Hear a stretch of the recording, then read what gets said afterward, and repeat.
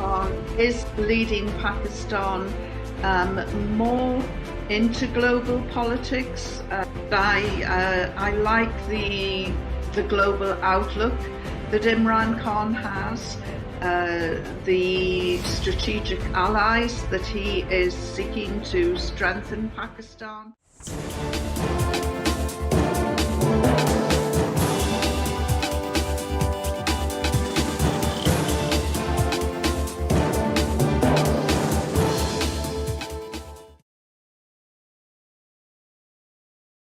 Today, we have the opportunity to meet with the renowned British journalist, author, TV presenter, media consultant, scriptwriter, and she is very long introduction. And she is the specialized in the Middle East affairs. We will try to find out how she views the relation of the Arab countries with the Israel. Hi, good evening. We are very thankful to you that you manage your precious time for our very newsy network. Yes, my pleasure. So first of all, we would like to talk about as you know, the recognition of the four Arab countries with the Israel. So as we all know, the Israel have been fighting with the Palestinian for 7 decades over the claim of the Holy Land, the longest running conflict in the world. Now, the Israeli stock supporter USA produced a so-called document named Deal of the Century, which is purely against the Palestinian, which has rejected by the Palestinian and some other countries. So, what do you think? And in after that situation, the Middle East is changing dramatically. What is going to happen? What do you think about it? Well, the deal of the century was never lived up to its name. It was never going to live up to its name, primarily because in the negotiating team there was one group absent, and that was the Palestinians. So how you can negotiate a deal when 50% of the party is absent is anyone's guess. So the deal of the century was really something that the Donald Trump administration wanted to deliver to Israel, not just for the pro-Israel lobby, but for the Christian Zionists. And they number more than 50 million in the US. And it was quite clear that the Trump administration was counting on this huge swathe of voters to sweep Trump in for a second term in the White House. We now know that didn't quite work, but that was what was behind the move for the deal of the century. It was for the benefit of Trump's friends in Tel Aviv. It was for the benefit of the Christian Zionists in America. It was for the benefit of the pro-Israeli lobby. It was for the benefit of Donald Trump. The only losers in this deal of the century were, of course, the Palestinians. And that is probably why they, quite wisely, in my view, refused to take part in any of the negotiations. I find it incredibly sad that some of the Arab countries supported the deal of the century, because this certainly did not benefit the Palestinians. And to me, it just served to expose the fracture lines in relations across the Arab world, which is quite disunited. There's no unity there. There's no spirit of brotherhood, sisterhood across the Arab world.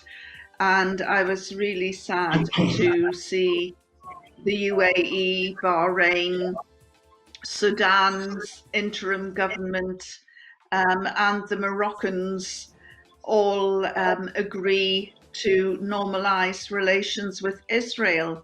It wasn't for the benefit of the Palestinians. It wasn't even for the benefit of the Israelis. Each of those Arab nations were rewarded in some way or another. We know that the Moroccans were rewarded by Trump recognizing the Western Sahara as being part of Morocco.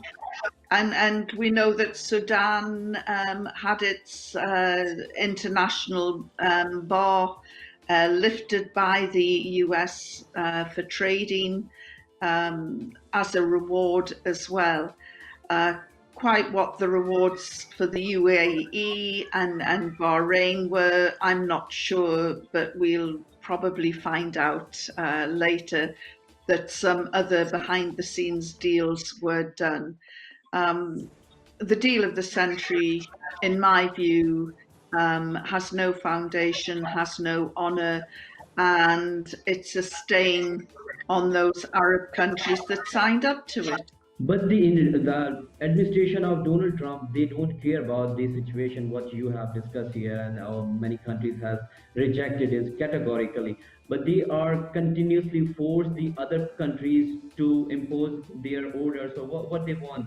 So actually they want to find, they want to get by that document. As with the Trump administration recent move to recognize the Morocco sovereignty over the Western Sahara, it was a major step to forward it as they shattered the hope of the all those who have long sought independence for decades. Is that the part of that? Well, you know, Donald Trump is no respecter of international law or the United Nations. And let's just remember that Israel has violated more rules, regulations, and sanctions imposed by the United Nations than any other country in the world today. So basically, what we have is a small group of heads of state who have basically trampled over international law. And Donald Trump is one of the worst offenders. He has declared the Golan Heights in Syria as a legitimate Israeli territory. He has given Jerusalem or recognized Jerusalem to Israel.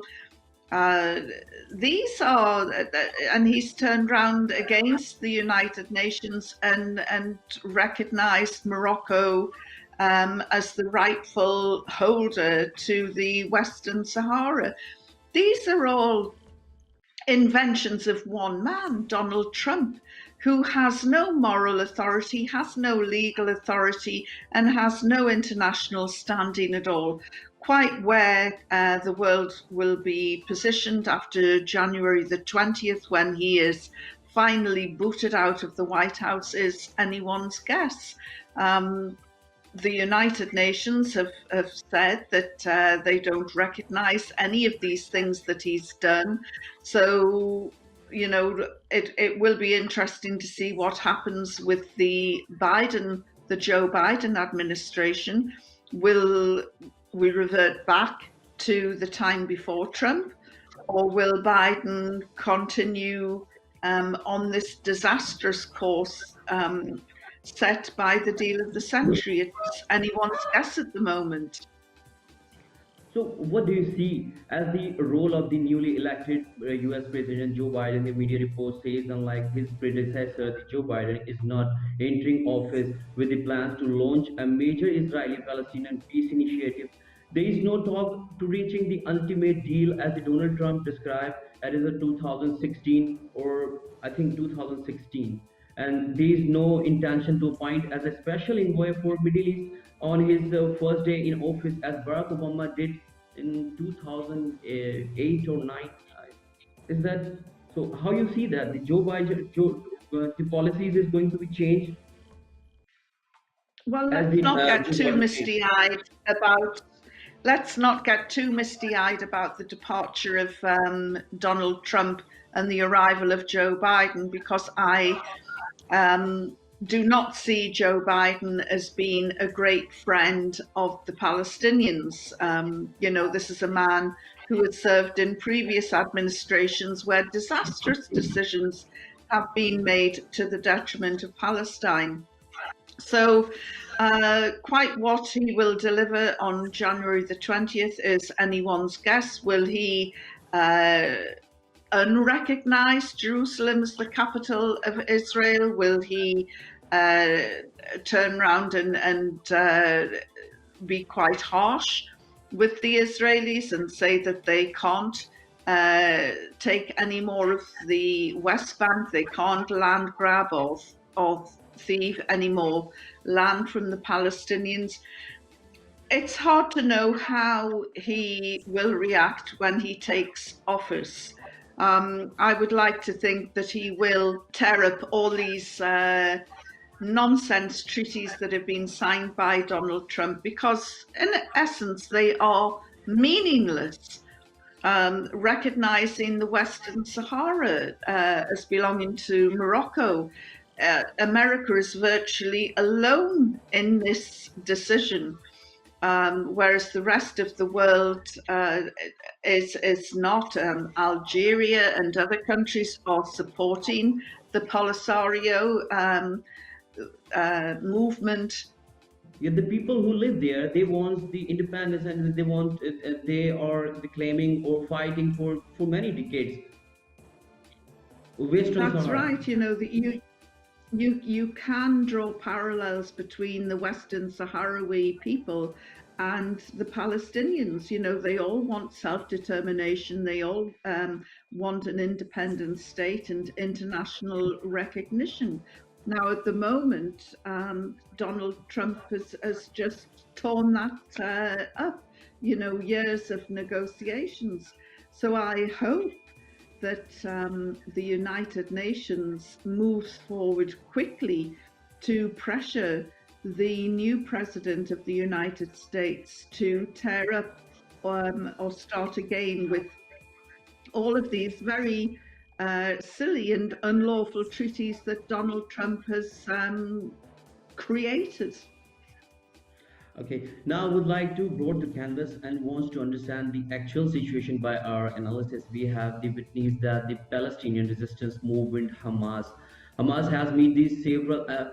Hamas may meet with the Russian authorities. Recently, the delegation reached the Russian capital and meet with the Russian authorities. They have been warmly welcomed by them. Can Russia play an extraordinary role in the situation in the Middle East?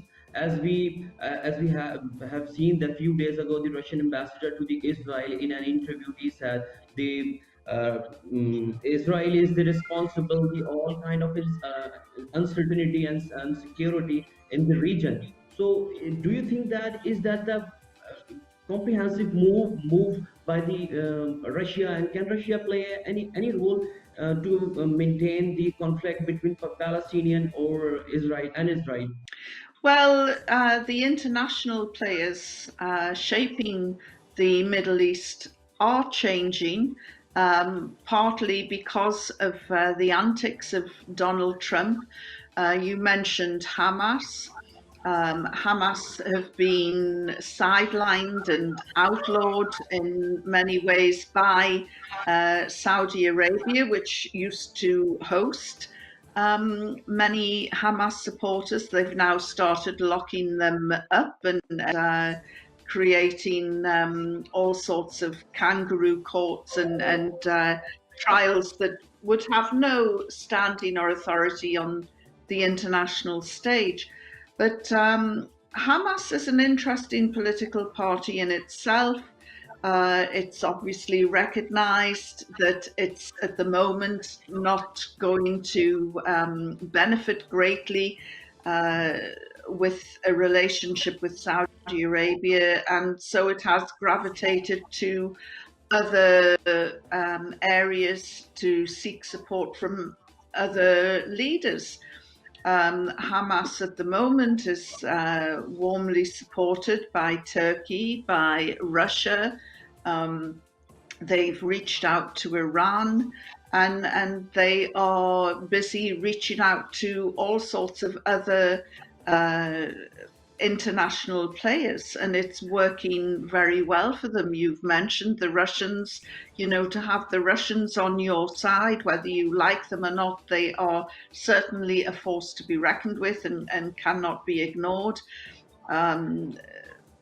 The Turkish president, Recep Tayyip Erdogan, has shown that he is a major voice in the Arab world as well as in the West, and and he's also prepared to link up with the Russians, but he's also prepared to stand up to them as well. And he does it in a very clever way. Um, so, I think that the regional powers are changing and may shape and influence the next stage of the Middle East. America is certainly on the outside looking in at the moment. It's withdrawing its troops from Syria, from Iraq. It's pulling out of Afghanistan, and a lot of people will be glad to see the back of them there. Um, so America is at the moment is becoming less of a major influence in those areas. So, don't you think that, as you know that, as you told me that about the Syrians, the American troops in Syria, there is a mutual interest in Syria. The Russia and Turkey has a mutual interest in Syria, and there is a NATO or an American forces over there. So how you see that? And the Russia is supporting the Hamas and Palestinian cause, and they are just warmly welcome many times. So how you see that situation can play? And there is one more thing. What I can say that the Russia and the Turkey has appointed a newly ambassador to the USA. I mean, sorry, to the Israel. So how you say that it may change the situation because the interest there is an interest. I'm eternally optimistic about Palestine, not because of the Arab world, not because of their friends in Russia or Turkey or elsewhere, but because of the Palestinian people themselves. They are determined for the right of return. Their focus has never changed. They want their lands back, and their resistance and determination will see them get their goals in the end. And I feel quite convinced by that.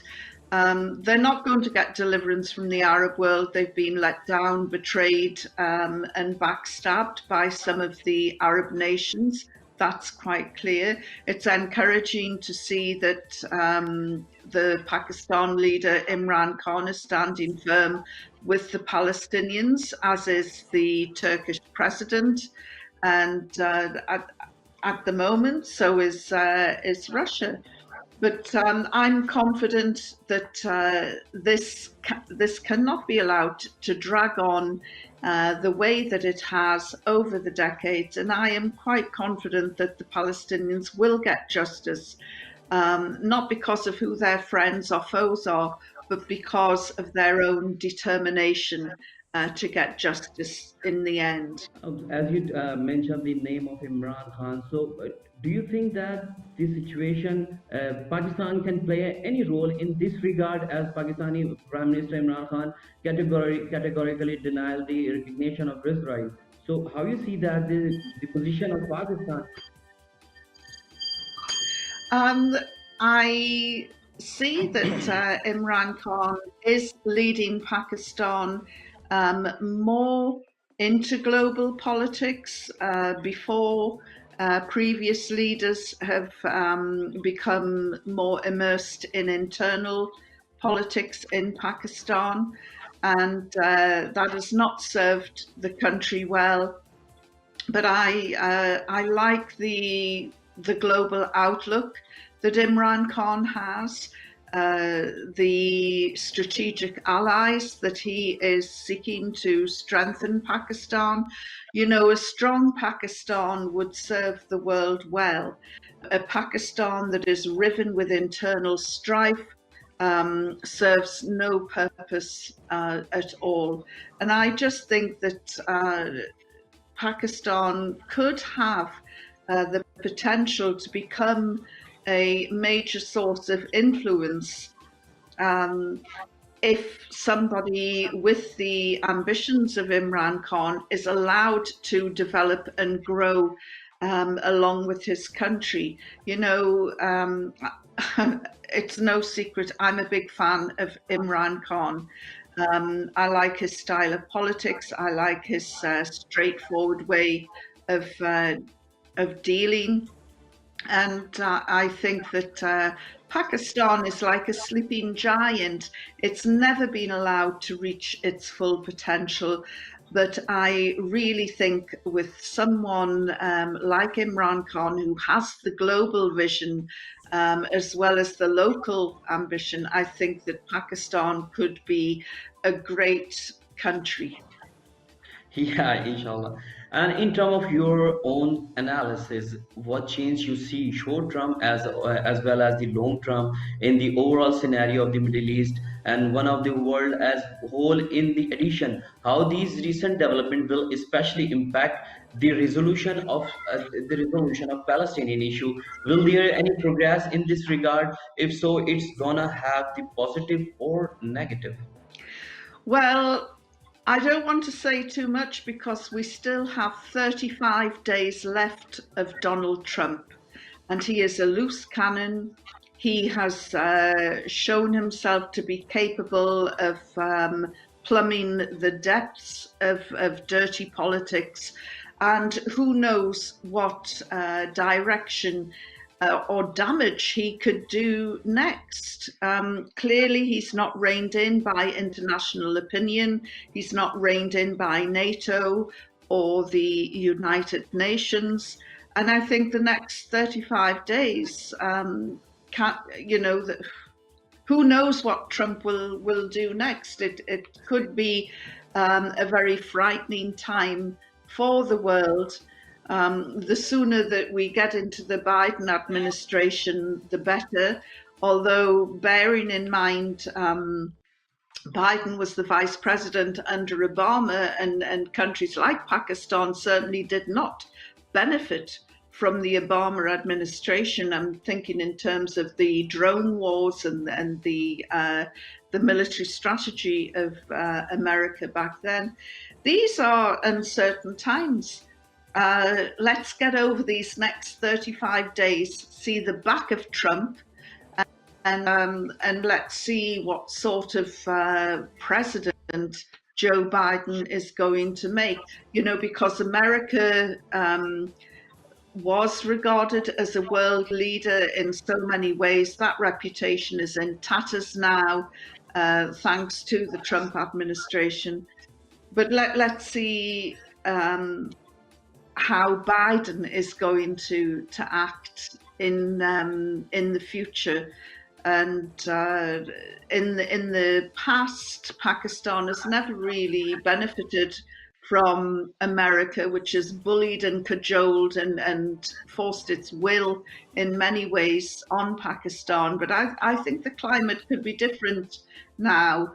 Imran Khan has proved that he's a leader who can articulate and engage with the West just as comfortably as he can with the East. He's a man of all seasons. Let me ask you bluntly, what Israel actually wants? What do you think? Israel wants the land from the river to the sea.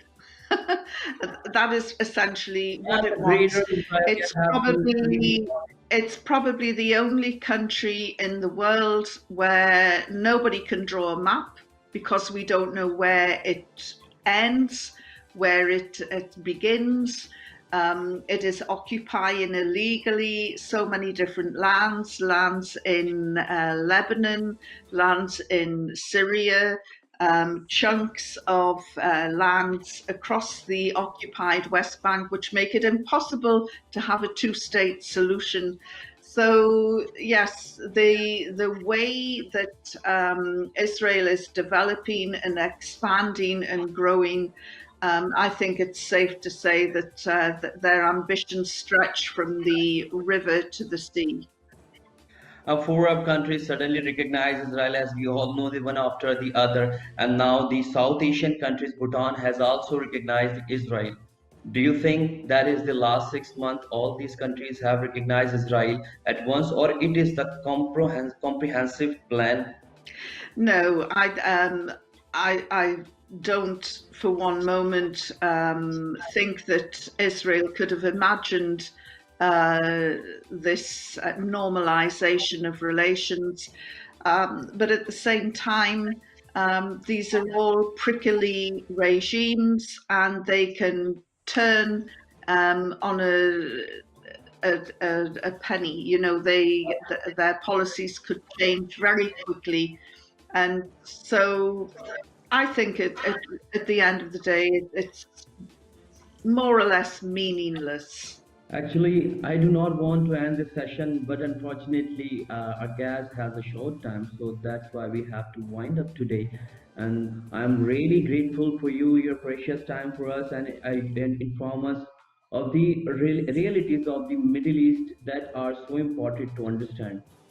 Well, thank you so much for inviting me onto your show.